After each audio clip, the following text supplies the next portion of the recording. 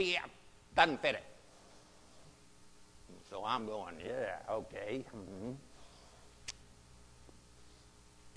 Problem with beautiful mind, the guy's a genius. What's a genius in? Mathematics. He's upper class, Princeton University, stays around the Ivy League. This is not your typical person with schizophrenia. And mathematics, most people don't know a real variable from an imaginary number, for crying out loud. What is that? I mean, arithmetic's fine, but... So that's why I was so pleased when a guy from Cleveland, another genius, Nathaniel Ayers, the most recent offering called The Soloist, his genius, you know, anybody see this movie? Yeah. A little African-American fellow from Cleveland, scholarship to Juilliard, studies with Yo-Yo Ma and other notables to be, had that schizophrenic break, and unlike John Nash, with that social set, he's a bandit. He's in the streets. He's got his genius, 2 strings on that violin. But if you, my friend Fuller Torrey and others say this is the greatest movie ever made about schizophrenia because it tells the truth. Much better than The Beautiful Mind. The abandoning, not trusting anybody, much more willing to live out there with the rats and the predators than to take an apartment.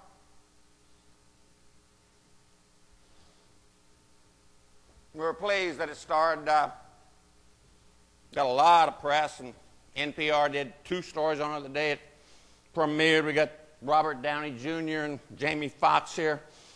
Only hit number 3 in the box office the weekend it's coming out. The book turns out to be better than the movie, but that's okay. The needle is moving for us to get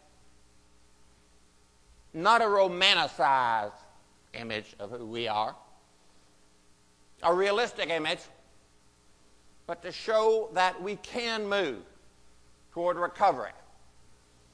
Now, enough of this movie stuff.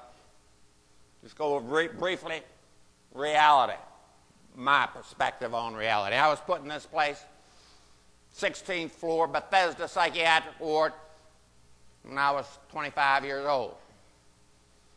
Spent 5 months there, diagnosed with paranoid schizophrenia. They gave me this miracle drug, just come out a few years before, called Thorazine. Any of you youngsters ever heard of Thorazine? Any of you actually had Thorazine? Thank you, sir. Thank you, ma'am. Thank you, sir. Well, the rest of you are lucky because I brought a little bit of Thorazine, and I'm going to have it sprinkled on your lunch so you can get real feeling for this akathisia and dystonia and tardive dyskinesia and all these good things that come with it. Now, when I'm up in Bethesda, in those days, nobody talked about schizophrenia. Nobody. They did have a question on the application form. Have you ever been under psychiatric care? And you know, if you put yes on that, you dead. So what do I do when I'm going to come out of this? Well, it's America. What do Americans do when you can't get a job? You go to school, right? So I'm going to school. I had the grades, I had a degree, but I needed letters of recommendation. And who's going to write a letter of recommendation for somebody just coming off the psych ward? Well, I happened to get 3 fantastic letters of recommendation. We're in Norfolk. So you know what they mean when I say one was a commander, one was a Navy captain, and one was an admiral. Now, how do you think I was able to get those letters of recommendation from those outstanding people? Who do you think were my fellow patients up there on the 16th floor?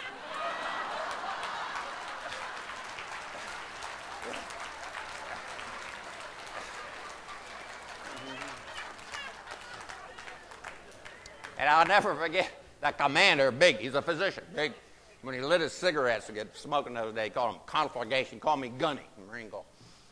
I went up to him, I said, Commander, sir, I know you don't know me that well, but I really need your help. I need a letter of recommendation to this school. Would you possibly consider writing one for me?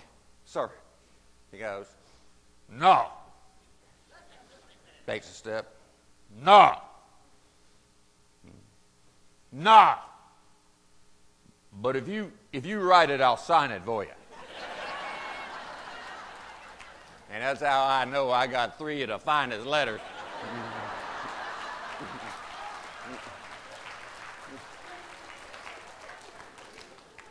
Come out, didn't tell anybody. You don't tell anybody.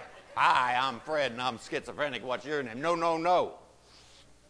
I'm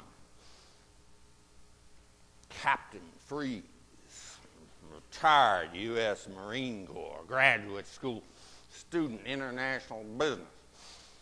Got myself a job. By the way, up there in Bethesda with me, I had some interesting fellow travelers. I didn't know Ollie was up there until I read his book, Under Fire, here. Here's a Secretary of the Navy. He, of course, suicided off there in 48. Actually, he's the first Secretary of Defense of the United States of America, Mr. Forrestal. Interesting place, that Bethesda. That means house of mercy in Hebrew, by the way. We got some stuff up there. Now, coming out with a degree in international management. I've got a job scheduled to take over the liaison office for a Fortune 500 company out of Tokyo.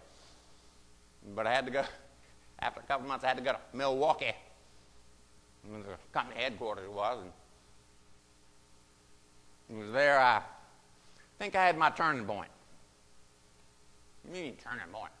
Well, I was on track to be a international businessman. Yeah. But found myself in church Sunday morning, sitting in the back, and something had me come down the aisle in the middle of the service, right next to the priest.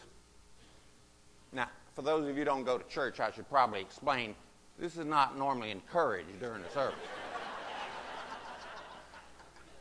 Yeah, well, he, of course, I knelt down right next to him, kicking me. Get out of here. And, nope, I know I'm in the right place. Oriented in 3 spheres. Yeah, I broke the code of the universe at that time. They put me in this place, asylum for the chronically insane in Milwaukee. After that, spent a year and a half, no work, wandering the country, hospitalized in Texas, Alabama, stayed with my parents a while, finally found myself in the asylum for the insane. They called it Columbus State Hospital. I'll remind you that this place is so big, all those Dorothea Dix hospitals they put in the 1800s, this one in Columbus was not only the biggest psychiatric hospital in the country, this was the biggest building of any kind in the country, measured by perimeter, until they completed the Pentagon in the middle of World War II. Just a little change in priorities with war coming along. But because it was the biggest, I considered it such an honor to be a guest in this facility in the summer of '68. And that's where they declared me, took me to court for the first time. Psychiatrist, social worker, nurse, magistrate. Psychiatrist says, son, you ever been in a psychiatric hospital before? Oh, yes, sir. 5 times in the last 3 years. He said, well, have you ever been in one for very long? Oh, yes, sir. I was in Bethesda for 5 months. When I said that, psychiatrist, Spanish accent, smile. Go ahead, smile. There you go. L, smile. And I'm going, what are these guys smiling about? They said, you're wondering why we're smiling. You see, we're smiling because 5 months is not very long at all. You have this